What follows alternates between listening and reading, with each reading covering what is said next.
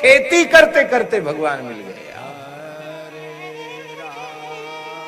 धन्य धना के भजन को बिनहि बीज अंकुर भयो। धन्य धना के भजन को बिनहि बीज अंकुर। घर आए हरिदास तिनहि गोधूम खवाए। घर आए हरिदास तिनहि गोधूम खवाए। तात माट दर खेत थोथ लांगूल चलाए। तात माट दर खेत थोथ लांगूल चलाए। आस पास कृषि कार खेत की करत बढ़ाई। आस पास कृषि कार खेत की करत बढ़ाई। भक्त भजे की रीति प्रगट पर तीत जू पाई। भक्त भजे की रीति प्रगट पर तीत जू पाई। अचरज मानत जगत में कहूँ नि पूजो कहूँ बे भयो। अचरज मानत जगत में कहूँ नि पूजो कहूँ बे भयो। धन्य धना के भजन को बिनहि बीज अंकुर भयो। धन्य धना के भजन को बिनहि बीज अंकुर। जाट कुल में अवतीर्ण श्री धनाजी महाराज। जाट परिवार में जन्म हुआ था। राजस्थान में जिला टोंक धुवन कला नामक गांव है, जहां भगत धन्ना जी गुरुद्वारा भी बना है। सरदार भाइयों ने बड़ा सुंदर गुरुद्वारा बनाया। भगत धन्ना जी का जन्म वहीं हुआ। धन्ना जी के पद भी श्री गुरु ग्रंथ साहब में गुरुवाणी में उनके पद भी लिखे हुए। उच्च कोटि के भक्त हुए धन्ना जी महाराज। सामान्य कृषक परिवार में, घर में गाय थी, गो सेवा भी होती थी, खेती भी होती थी। एक त्रिलोचन पंडित जी थे जो धना जी के परिवार के कुल गुरु थे। वो तीर्थ यात्रा करने गए थे। तीर्थ यात्रा करके लौट के आए तो तीर्थ यात्रा में दाढ़ी वाड़ी बढ़ गई थी, संत जैसा भेष हो गया था उनका। वो आए उनके घर में, उनके पास शालिग्राम जी थे। मुक्ति नारायण से शालिग्राम भगवान लेकर आए थे। बड़े प्रेम से ठाकुर जी की सेवा कर रहे थे। 3-4 दिन पंडित जी रुके। बालक धना को भगवान की सेवा बहुत अच्छी लगी। अब जब पंडित जी जाने लगे तो बालक धना मचल गया कि हमको तो ठाकुर जी चाहिए, ठाकुर जी चाहिए, ठाकुर जी चाहिए। भला पंडित जी अपने भगवान कैसे उस छोटे से बालक को दे देते। बहुत समझाया, धना जी नहीं माने। पिता ने माता ने समझाया, भाई हम लोग जाट हैं, हम लोगों से पूजा पत्री नहीं होगी, हम लोग खेती करने वाले लोग हैं, ये तो पंडित जी का काम है पूजा पत्री करना। धना जी ने नहीं। अंत में लोगों ने पंडित जी से कहा कि बालकों को तो किसी भी तरह से बहका देना चाहिए। बोले तो ठीक है। दूसरे दिन पंडित जी, एक नदी अभी भी है वहां, वो नदी स्नान करने गए। वहां से पर्वत का एक काला काला पत्थर ले आए, गोल मटोल मिल गया। और उन्होंने क्या किया, महाराज जी जल्दी स्नान करके वो जो नदी से लेके आए थे ना गोल मटोल पत्थर, उसको तो बढ़िया से सुगंधित इत्र वगैरह लगा के, तिलक लगा के, तुलसी पधरा के उसको तो सिंहासन पर रख दिया। और अपने ठाकुर जी को सिंहासन के नीचे कपड़ा बिछा कर रख दिया। धना जी से कहा, देखो रो मत, ठाकुर जी तुमको मिल जाएंगे, पर हमारे पास 2 ठाकुर जी हैं, एक राजा ठाकुर जी, एक सिपाही ठाकुर जी, कौन सा लोगे? धना धना जी भोले भाले बालक बोले, इनमें राजा कौन सा है, सिपाही कौन सा है? पंडित जी बोले, जो सिंहासन पर बैठा वो तो राजा है, और जो नीचे अर्दली में खड़े हैं वो सिपाही हैं। अरे तो हम राजा लेंगे, सिपाही काहे को लेंगे? यही तो चाहते थे पंडित जी, तो पत्थर दे देंगे, पूजा करे तो भी, न करे तो भी इस बेचारे को पाप नहीं लगेगा। तो गोल मटोल पत्थर दे दिए। वो सालिग्राम जी नहीं थे, वो पर्वत का पाषाण ही था। लेकिन भैया भाव न हो तो सालिग्राम में भी सालिग्राम नहीं है, और भाव हो तो कण कण में भगवान है। विश्वास हो गया उनको। और धना जी जैसे ही गैया चराने गए, उनकी मैया ने बाजरे की रोटी, साग, टेंटी का अचार रख दिया, थोड़ा गुड़ रख दिया। आपने ठाकुर जी को खूब पुकार करके, प्रेम से ठाकुर जी को खूब पुकार करके भोग लगाने की बात कही। लेकिन महाराज ठाकुर जी कहाँ प्रत्यक्ष प्रकट होके भोग लगावे? आपने अपनी रोटी गौ माता को खिला दी, गुड़ गाय को खिला दिया, रोने लगे। ठाकुर जी नाराज हैं, लगता हमारी पूजा स्वीकार नहीं करते। 3 दिन हो गया, धना जी बालक थे, 3 दिन तक कुछ खाया पिया नहीं। चौथे दिन मैया रोटी दिया, अब रोटी लेके आए, जोर जोर से रोने लगे, प्रभु आप तो राजा ठाकुर हैं, पता नहीं कहाँ कहाँ क्या क्या खाते होंगे, हम बच्चे 3 दिन से बहुत परेशान हैं, बहुत भूखे हैं, आपको हमारे ऊपर दया नहीं आती है क्या? अरे हमारे ऊपर दया करके आप कुछ खा लीजिए जिससे मैं खा सकूं। क्यों? पंडित जी ने कह दिया बिना खिलाए मत खाना, तो आप पहले खा लोगे तभी मैं खाऊंगा। भोलेपन से ठाकुर जी साक्षात प्रकट हो गए। अब प्रकट हो गए ठाकुर जी, वहीं खेजड़ी के पेड़ के नीचे बैठ के ठाकुर जी प्रेम से बाजरे की रोटी, महेरी, गुड़ सब ठाकुर जी पाने लगे। 2 टिक्कर ठाकुर जी ने पाए, 2 रोट, 4 रोटी दी थी मैया ने। बालक है, खा लेगा, भरपेट बचेगी तो गाय को दे देगा, ऐसा मन में सोच के दिया था। अब 2 रोटी खा ली, तीसरी पर जैसे ठाकुर जी ने हाथ बढ़ाया, सो धना जी ने हाथ पकड़ लिया। बोले आप अकेले भूखे थोड़े ही हैं, हम भी तो 3 दिन से भूखे, हमको 4था दिन चल रहा है। आप तो बड़े हो, हम तो बच्चे हैं, हमको कितनी जोर की भूख लगी है, आधा हमारे लिए छोड़ दो, आधा आप खा जाओ। ऐसी ठाकुर जी की कृपा होगी धना जी पर। और आगे चलकर एक दिन श्री धना जी ने कहा, प्रभु मैं आपके गले से लग जाना चाहता हूँ, आप मुझे अपने हृदय से क्यों नहीं लगाते, आलिंगन क्यों नहीं देते हैं? बोले देखो मैं तुम्हें मिल तो गया हूं।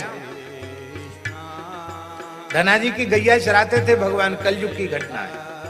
धना जी अपने पिताजी के साथ खेत में काम करते हो, भगवान उनकी गैया चराने चले जाते। धना जी रोटी लेके पहुंचते तो साथ साथ बैठ के पाते थे, ऐसा था।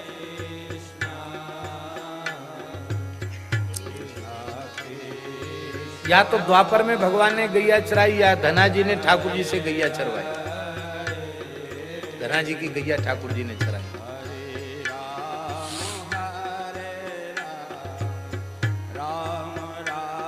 रोने लगे धना जी, आप हमें हृदय से क्यों नहीं लगाते हैं? बोले भाई देखो धना जी, मैं तुम्हें प्रत्यक्ष हो गया, मिल गया, लेकिन पूरी तरह मैं मिलता तभी हूं जब सद्गुरु भगवान अपना लेते हैं जीव को। अभी तुमने प्रत्यक्ष गुरु की शरणागति ग्रहण नहीं की। महाराज मैं तो जानता नहीं गुरु कहते किसको हैं। बोले इस समय प्रभु मैं ही गुरु रूप में काशी में पंचगंगा घाट पर श्री रामानंदाचार्य रूप में विराजमान हूँ, जाकर मेरी शरण ग्रहण करो।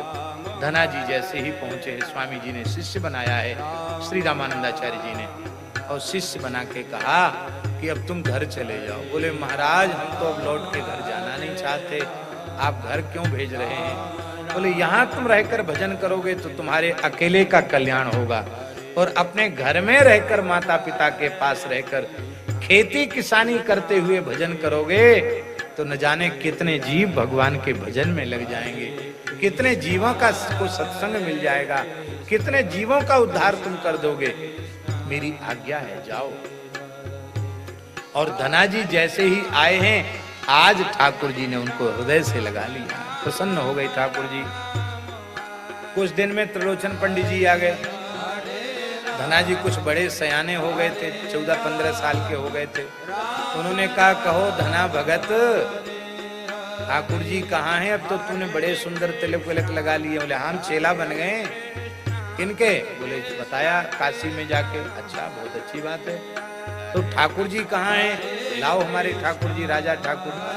बोले ठाकुर जी यहाँ थोड़ी धरे, कहाँ हैं? बोले वो गैया चरा रहे हैं। अरे वाह, हमारे ठाकुर जी तो किसी काम में नहीं आए, तेरे ठाकुर जी गैया कब से चराने लगे? भले ठाकुर जी ने हमको कह दिया था। बड़े भोले भक्त हैं धना जी, सब बात बता दी। पहले हमारी जान पहचान नहीं थी उनसे, 3 तक उन्होंने कुछ नहीं खाया। फिर मैंने कहा तुम नहीं खाओगे तो हम भी नहीं खाएंगे, मर जाएंगे तुम्हारे नाम पर। चौथे दिन महाराज ठाकुर जी प्रकट हो गए। अब तो वो आधा खाते हैं खुद, आधा हमारे लिए छोड़ते हैं। अब उन्होंने कह दिया देखो धना जी, हम मुफ्त में रोटी नहीं खाएंगे, तुम्हारी रोटी खाते हैं तो तुम्हारे घर का कोई काम करेंगे, नहीं तो खाएंगे नहीं। तो महाराज, हमने कहा महाराज आप क्या काम करोगे? बोले हमको गैया चराना बहुत अच्छा आता है, हम गैया चराएंगे और तुम अपने पिताजी के साथ खेत में काम किया करो, रोटी लेके आ जाया करो जंगल में, हम दोनों बैठ के रोज पाया करें। हम तो जो है गैया चराने गए ठाकुर, जब हम रोटी लेके जाने वाले उनके। पंडित जी बोले हो गया काम, फेंक दिया होगा इसने ठाकुर जी को। ठाकुर जी कहीं गैया चराते हैं और ये कहता है रोटी लेके जा रहा हूं तो हम भी चलते हैं। हम चले? हाँ चलो महाराज चलो। अब धना जी को तो वहां ठाकुर जी दिखाई पड़ते, पंडित जी को नहीं दिखाई पड़ते। आपको नहीं दिख रहे? ये तो है ठाकुर जी। बोले हमको तो गाय दिख रही है और कुछ नहीं दिखता। पंडित जी रो पड़े, समझ गए कि इसे दर्शन हो रहा, मुझे नहीं हो रहा है। आकाशवाणी हुई, ब्राह्मण देवता जैसा सहज सरल विश्वास इस बालक के भीतर है, ऐसी श्रद्धा ऐसा विश्वास तुम्हारे भीतर भी नहीं है। लेकिन तुमने इसको भजन में लगाया, इसलिए मैं तुम्हारे ऊपर भी प्रसन्न हूं। अब तुम मेरा दर्शन करना चाहते हो तो धना जी को अपनी गोद में बिठा लो। धना का स्पर्श तुमसे हो जाएगा तो तुम्हें मेरा दर्शन हो जाएगा। पंडित जी ने जैसे धना जी को गोद में बिठाया, साक्षात भगवान का दर्शन, राम जी का दर्शन हो। वो धना जी खूब संत सेवा करते। साधुओं की कोई जमात आ जाए, आओ महाराज, खूब चकाचक घी मेवा मिश्री बादाम, घर में खूब गैया थी, कोई कमी तो थी नहीं। पिताजी बड़े किसान थे, छोटे किसान नहीं थे। एक दिन पिताजी ने झगड़ा किया। पिताजी बोले भाई देखो हम लोग गृहस्थी आदमी, खेती किसानी करते हैं, साल में एकाध कोई साधुओं की जमात आ जाए सब तो ठीक है, इनको खिला पिला दें। और तुम्हारी इनसे ऐसी रिश्तेदारी हो गई है साधुओं से कि जब देखो तब हर महीना 2-4 जमात आती है, तो हम अपना खेती पाती का काम करें कि इन बाबाजियों को खिलावें? ठीक है। देखो धना, मैं कमाता हूं, तुम अभी बच्चे हो, तुम कुछ नहीं करते हो, तुम्हारा पोषण भी मैं करता हूं। और इस तरह से इन निठल्ले बाबाजियों को माल उड़ा देना, लुटा देना, ये अच्छा नहीं है। धना जी कुछ बोलते नहीं, पर पिताजी ने कड़ाई से कह दिया देख लो, अब कान खोलकर सुन लो, अब कोई जमात आएगी ना तो मैं भीतर घुसने नहीं दूंगा। तुम जानो, तुम्हारी संत साधुओं की जमात जाने, अपनी सेवा करना, कुछ कमाओ, कुछ लायक बनो, अपनी कमाई से करो, हमारे माल को उड़ाते हो, ये ठीक नहीं।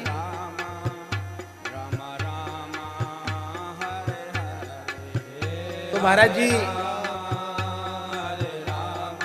धना जी कुछ बोले नहीं, मन में ही मन थोड़े दुखी तो हो गए।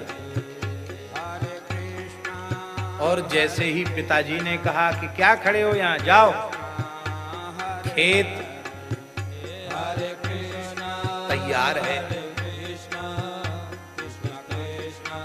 गेहूं बोने का समय आ गया, तो बीज का गेहूं लो और खेत में जाकर बो आओ। श्री वृंदावन बिहारी। पिताजी ने साफ कह दिया था कि अब कोई जमात आएगी तो मैं घर में घुसने नहीं दूंगा, भगा दूंगा बाहर से, और इतना व्यर्थ खर्च नहीं करने दूंगा। क्या जमाना है, कैसा समय, कितनी महंगाई है। और तुम जब देखो तो साधुओं की जमात को खिलाते पिलाते रहते हो, लुटाते रहते हो, तो ठीक नहीं। किसी साधु को घर में मत लाना। जाओ खेत बो के आओ। बैलगाड़ी में आपने बीज का गेहूं रख लिया और चले खेत बोने के लिए। गांव के बाहर, ये महाराज जी टोंक जिले की घटना है, धुवन कला गांव, राजस्थान। हम वहां होके आए। जैसे ही आप बैलगाड़ी लेके बाहर निकले, तब तक साधुओं की एक जमात, फिर त्यागी तपस्वियों की जमात कीर्तन करते हुए। धनाजी महाराज बैलगाड़ी से उतरे और भूमि पर साष्टांग लौटकर प्रणाम किया। साधुओं ने यह समझा कि है तो कोई बड़ा श्रद्धावान, अपनी बैलगाड़ी रोक के धरती में लौट के प्रणाम किया, भगत है। कहो भगत जी कहाँ जा रहे हैं आप? बोले हम तो अपने खेत में पिताजी की आज्ञा से आज गेहूं बोने के लिए जा रहे हैं। आप लोग कहाँ जा रहे हैं? बोले हम लोग धुवन कला गांव जाना चाहते हैं। क्यों? कहते जगतगुरु श्री रामानंदाचार्य भगवान के एक शिष्य हैं, धना भगत। सुना है बचपन में ही भगवान का साक्षात्कार उन्हें हो चुका है। वे बड़े सिद्ध कोटि के भक्त हैं। सामान्य कृषक के पुत्र होकर, बिना पढ़े लिखे होकर भगवान का प्रेम उन्हें प्राप्त हो गया। भगवान उनके साथ रोज खेलते हैं। तो हम लोगों ने सोचा कि भाई धना भगत का हम लोग भी दर्शन करें। धना जी के नेत्र नीचे हो गए, बहुत संकोच में पड़ गए। बोले महाराज इस सेवक को ही लोग धना भगत कहते हैं। अच्छा, वाह जी वाह, भगवान ने बड़ी लीला की। हम जिनसे मिलने आए थे वो तो यही मिल गए। निश्चित ही आप ऐसे ही भक्त होंगे। कितनी विनम्रता है आप में, कैसा भाव छलक रहा है आपके स्वरूप में, वाह धन्य। तो चलो चलो तुम्हारे घर चलते हैं, वहीं सब जमात रुकेगी, वहीं खूब खीर मालपुआ खाएंगे। अब फिर 2 दिन 4 दिन मन होगा तो रुकेंगे, सत्संग करेंगे, फिर आगे बढ़ जाएंगे। अब धना जी को याद आया कि अभी पिताजी ने झगड़ा किया, कल ही जमात गई है, और अभी मैं बीज बोने की बजाय जमात लेकर पहुंचूंगा तो आज तो पिताजी जाट देवता ठहरे लठ लेके खड़े हो जाएंगे। ये संत चले जाएंगे दुखी होकर। तत्काल आपने निर्णय ले लिया। कहा महाराज आप लोग गांव में जाओगे, वहां आपको भी संकोच होगा। आपके शरीर पर केवल लंगोटी है, अखंड विभूति है, और वहां भी लोगों को भी संकोच होगा। क्या जरूरत है, वो माई दाई रहती है, वहां जाने की क्या जरूरत है। यहाँ देखो नदी का किनारा है और यही हम बढ़िया राशन सामग्री ले आते हैं। यहीं चकाचक ठाकुर जी को भोग बनाओ और यहीं प्रेम से पंगत हो। अरे वाह भाई, क्या कहना, एकांतवास, झगड़ा ना झांसा, ये सबसे अच्छी जगह, बहुत बढ़िया। हमें गांव से क्या लेना देना, आपसे मिले, आपसे मिलना था, आप तो मिल ही गए। बस वो बैलगाड़ी लेके बनिया की दुकान पे पहुंचे और सारा बीज का गेहूं बेच करके घी, बूरा, आटा, दाल, चावल, दाल बाटी, चूरमा की रसोई का सारा सामान लेकर के आ गए। साधुओं को दिया। साधुओं ने स्नान ध्यान करके बढ़िया रसोई बनाई। रसोई बनी, धना जी ने परोस के जिमाया और संतों का अंत में बचा हुआ प्रसाद भी लिया और संत तो चले गए आगे। अब आपको ध्यान आया कि बीज वाला गेहूं तो बेचकर और उसका राशन मंगाकर साधुओं को जिमा दिया। अब पिताजी के पास खाली जाएंगे, कहेंगे और बीज का गेहूं लाओ, तो पिताजी बहुत झगड़ा करेंगे, कहेंगे बेटा कहाँ फेंक आया गेहूं, बड़ा भोला है, किसी ने ठग लिया होगा।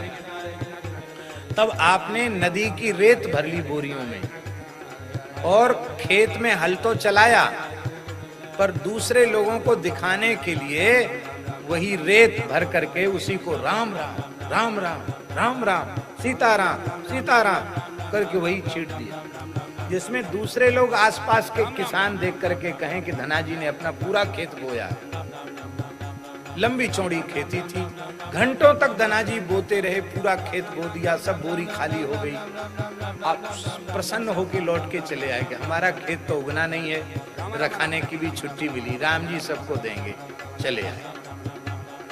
पिताजी ने कहा कहो पुत्र धना, करे आए खेत बोया? हाँ पिताजी खेत बोया।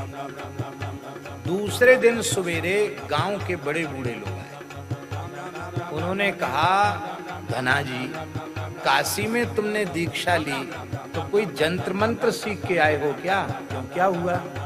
बोले कल बोया था तुमने खेत, आज इतनी बड़ी बड़ी फसल हो गई, कैसे? ये तो आज तक न कभी देखा गया न सुना गया, ये खेत लहलहा कैसे रहा, इतनी बड़ी फसल कैसे हो गई? धना जी ने समझा कि लोग हंसी कर रहे हैं, कुछ उगा ही नहीं होगा इसलिए ऐसा कह रहे हैं। पर गांव के बड़े बूढ़े लोगों ने कहा मेरी 100 साल की उम्र हो गई, ऐसी खेती हमने आज तक नहीं देखी, लगता एक एक दाना नाप तौल के बोया गया, ऐसी सुंदर खेती आज तक देखी नहीं। धना जी के पिताजी को भी आश्चर्य, बोले चलो देखें। धना जी, उनके पिताजी, गांव के बड़े बूढ़े लोग पहुंचे।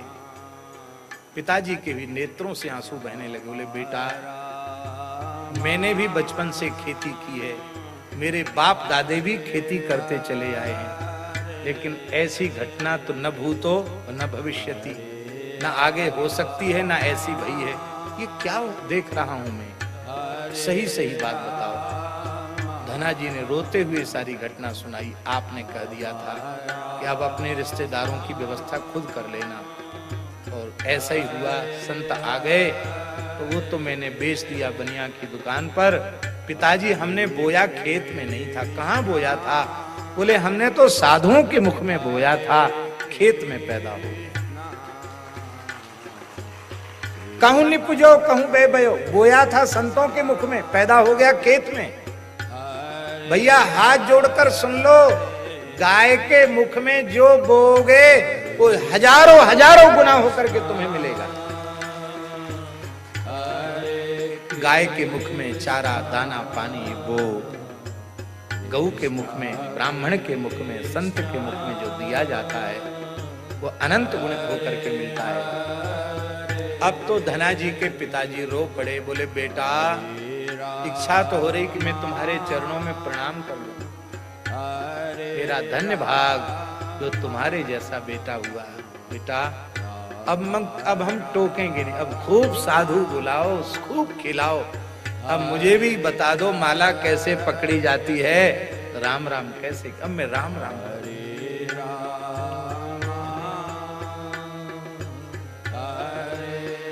एक कहावत है ना, कोई बहुत बड़ा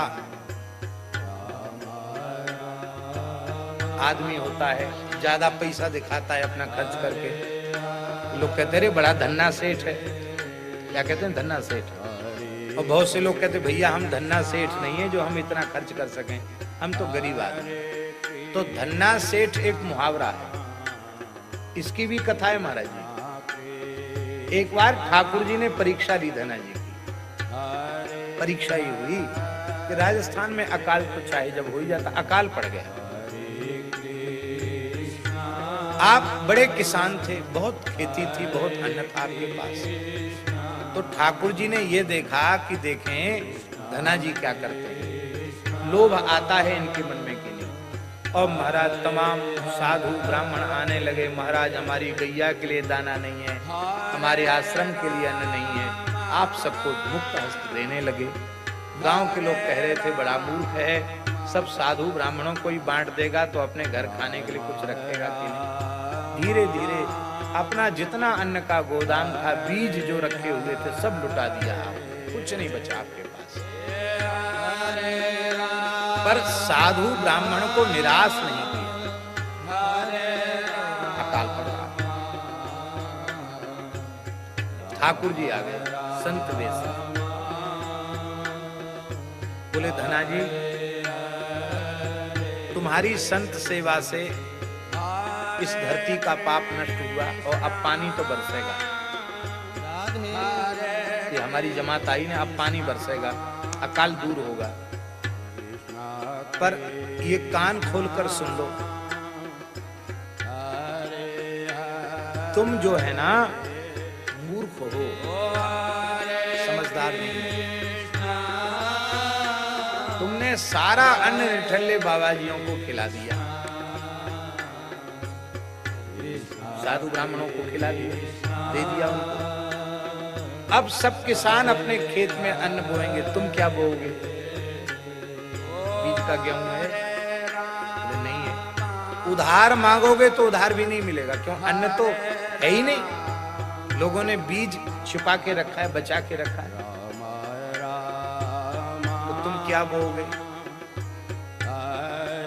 धनाजी हंसने लगे, बोले भाई देखो ऐसा है कि संत भगवान आप साधुओं की निंदा मत करो।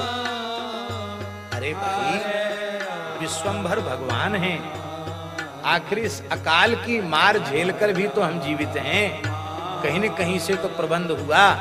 तो जो भगवान विश्वंभर हैं वही भगवान हमारे भरण पोषण की व्यवस्था करेंगे। पर जब तक हमारे शरीर में प्राण है हम सेवा करते रहेंगे, अपने आप को बेचकर भी संत सेवा करते रहेंगे। इतने प्रसन्न हुए ठाकुर जी, बोले अच्छा धनाजी तब कोई बात नहीं, इतना धैर्य है कि अपने आप को बेच के भी संत सेवा कर दोगे तो कोई चिंता की बात नहीं। फिर ऐसा करो, अब पानी बरसेगा, तुम अपने खेत में ये कमंडल बो देना। कमंडल महात्मा लोग रखते हैं ना, ब्रह्म पात्र तुमा का कमंडल, ले कमंडल बो देना। तो ठाकुर जी ने कमंडल दिया और धनाजी को सिखा दिया कि कैसे इसका मुंह खोला जाता है, कैसे कमंडल बनाया जाता है। बोले देखो कमंडल बना बना के साधुओं को, धन तो तुम्हारे पास अब है नहीं, वो कमंडल बना बना के साधुओं को दिया करो तो साधु लोग प्रसन्न हो जाएंगे। ठीक। पहली बार पथमेड़ा में कथा हुई थी 2003 में या 2004 में, एक ट्रक में भर के कमंडल आए थे, बहुत संत पहुंचे थे वृंदावन से, खूब कमंडल लेके गए। ये भी बड़ी सेवा है, कमंडल वाली सेवा। तो ठाकुर जी ने कहा कि धनाजी ये कमंडल तो आप खेत में बो दो। भगवान धनाजी हंसने लगे, बोले महाराज ये कड़ुआ तूमा, इसको पशु तक नहीं खाता है, मनुष्य भी नहीं खाता, ये तो केवल साधुओं के कमंडल के काम का होता है। तो कोई बात नहीं, आपको तो साधु सेवा करनी है, ठीक है। तो देखो ये बीज अपने खेत में बो दो, पूरे खेत में बेल फैल जाएगी, और जैसी जैसी एक एक फल पकने लग जाए, तूमा पकने लग जाए, तो उसको एकांत में बैठकर मुंह खोलना, अब उसके भीतर जो निकले उसे प्रसाद मान करके ठाकुर सेवा, गौ सेवा, संत सेवा में उसका उपयोग करना। इस रहस्य को बताना नहीं किसी से, कह के ठाकुर जी चले गए। आप उसी दिन ठाकुर जी के जाते ही खूब जोर का पानी बरसा, सब जय जयकार करने लगे। सब कहते थे ये धनाजी की संत सेवा की महिमा है, और धनाजी तो गए वो तूमा का बीज लेके वो सब डाल के। सब लोग हंसने लगे, बड़ा भोला है, बताओ अन्न नहीं बोता तूमा बोता है, तूमा खाएगा क्या? धनाजी बोले चलो हम लोग को हमारी चिंता मत करो, तूमा बो के चले आए। और वो तूमा महाराज जी जैसे धनाजी की फसल उगाई थी ऐसी बोते, दूसरे दिन तो पूरा खेत हरा भरा तूमा की बेल से, बड़े बड़े तूमा। लोगों को बड़ा आश्चर्य हुआ। एक तूमा पका, धनाजी की नजर पड़ी और श्री धनाजी तूमा को लेके आए, उसको भद्र किया। भद्र करते हैं साथ, जैसे संस्कार होता ना भद्र करके, से कमंडल का भी संस्कार होता है, उसको भद्र किया जाता है, उसको पंचगव्य से प्रोक्षण किया जाता है, उसमें गोबर गोमूत्र भरा जाता है। ये सब संस्कार हैं। अब तो बोतल का जमाना आ गया, वो प्लास्टिक की बोतल पानी की लेके महात्मा लोग भी घूमने लग गए।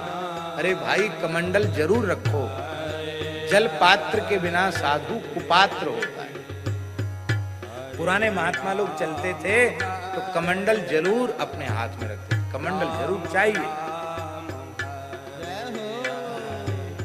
जल पात्र अवश्य होना चाहिए, पात्र के बिना कुपात्र।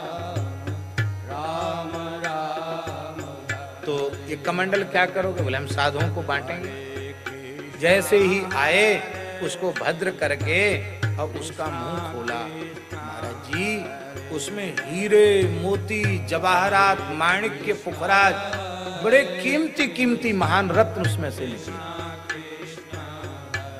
धनाजी को बड़ा आश्चर्य हुआ, भगवान घोर कलयुग है, साधु भी ऐसा आशीर्वाद देते माया में फंस जाएं, बहुत दुखी हो गया, अब क्या करें। आकाशवाणी हुई, धनाजी चिंता मत करो, संत वेश में मैं ही आया था, प्रेम से अब तो धनाजी ने पूरे क्षेत्र में ढिंडोरा पिटवा दिया, भैया देखो अभी खेत तुम लोगों ने बोया है, अभी तो तुम्हारे अन्न मिलेगा नहीं, जब फसल पकेगी तब न मिलेगा। अब एक ही शर्त है, सब आओ प्रेम से कीर्तन करो और भंडारा यहीं, खीर मालपुआ का लंगर यहीं चलेगा। अकाल के समय लाखों लोगों को भोजन कराते थे धनाजी। और महाराज जी वो इतना धन निकला कि धन समाया नहीं, अंत में एक तालाब में पटक दिया गया और उसी का एक तालाब और कई मंदिर बने हुए हैं। कहते धनाजी के वो तूमा से निकले हुए धन से ही निर्माण हुआ था, आज भी है, आज भी। तब से कहा जाने लग गया धन्ना सेठ, धन्ना जी के जैसा कोई धनी भी कोई धरती पर नहीं हुआ, जिनके तूमों में से रत्न निकले ऐसे धनाजी। तो ये एक विशेष बात भगवान शंकर कह रहे हैं रुद्र गीत में, भक्ति योगो भयदा स्वधर्म मनुतिष्ठताम भवान भक्तिमता लभ्यो दुर्लभ सर्वदेहिना। इसी की व्याख्या हम कर रहे थे, स्वधर्म का अनुष्ठान करते हुए भक्ति योग का अनुष्ठान करना चाहिए। हम यही निवेदन कर रहे थे, जिस वर्ण में भगवान ने आपको जन्म दिया है उसी वर्ण का पैतृक कार्य करते हुए भगवान की भक्ति करो।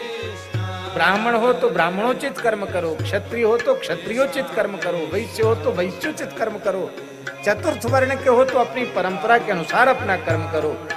और स्वकर्मणा तमभ्यर्च सिद्धिम विन्दति मानवा, अपने कर्म से भगवान की उपासना करो। जो वर्ण धर्म आश्रम धर्म का त्याग करके भगवान की भक्ति करना चाहते हैं उनका भक्ति योग सफल नहीं होता, ये भगवान शंकर कह रहे हैं। और हम धना जाट का उदाहरण दे रहे हैं, सामान्य खेती करते करते भगवान मिल गए, गैया चराते चराते भगवान मिल गए। किसी भी जाति में जन्म हो आपको भगवान मिल सकते हैं। कल्याण किसी की बापौती नहीं है, अमुक का ही कल्याण होगा ऐसा नहीं कहा जा सकता। जो इस पथ पर ईमानदारी से चलेगा उसका कल्याण निश्चित है।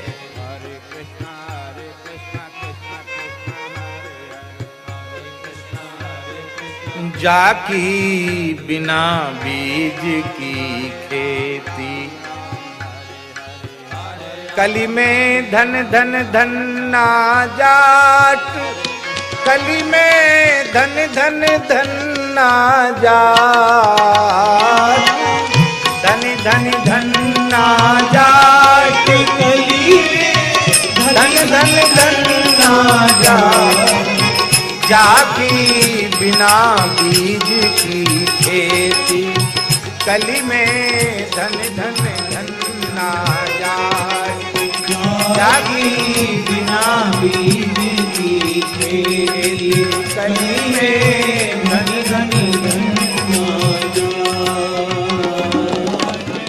बालपने ते अतिशय भोरो, बालपने ते अतिशय भोरो, छल छद मन ते न्यारो कोरो, छल छद मन ते न्यारो कोरो, सहज रुचि संत चरण के मान, सहज संत चरण के, नेक आलस सेवा में नाम, नेक आलस सेवा में, कुटुंब के दिन सुख संयुत जाए, कुटुंब के दिन सुख संयुत, मातु पिता धर्मात्मा घर खेती को काम, मातु पिता धर्मात्मा घर खेती को काम, दया दीन उपकार नित भजते सीताराम, दया दीन उपकार नित भजते सीताराम। रयो सकल परिवार चैन ते जीवन के दिन काट। रयो सकल परिवार चैन ते जीवन के दिन काट। चैन ते जीवन के दिन काट। चैन ते जीवन के दिन काट। जाकी बिना बीज की खेती कली में धन धन जन